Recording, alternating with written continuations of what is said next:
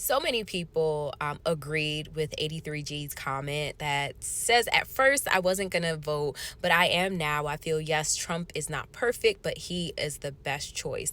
I also wanted to remind you all that there are so many other things that we are voting for in this election as well.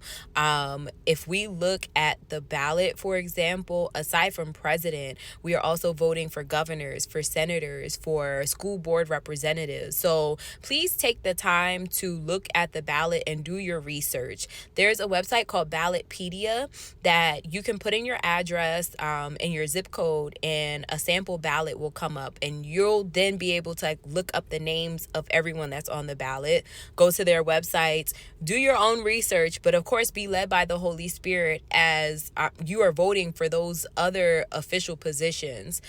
The president is very important, but it's also important that we have righteous people as governors, that we have righteous people over the school boards, that we have righteous laws that are in effect in our local areas as well.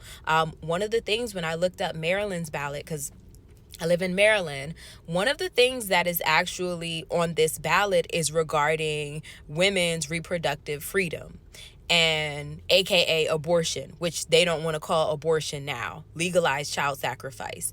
And if we were to give up our opportunity to vote, we would also not be stating our claim, our choice, our position on this new term of reproductive freedom for women. So go and look at your ballot, because it's important that we do the research for the other positions as well, for the governors, for the senators, for all of these other positions that are elected officials that especially affect our local environments and communities. So please do some research. The website that I Googled is called ballotpedia.org. I'm sure there's some other websites. I'm sure some other districts also sometimes send out a sample ballot. But if you don't have access to that, just go online, look at the ballot, start doing research for these other positions, because there are clear choices.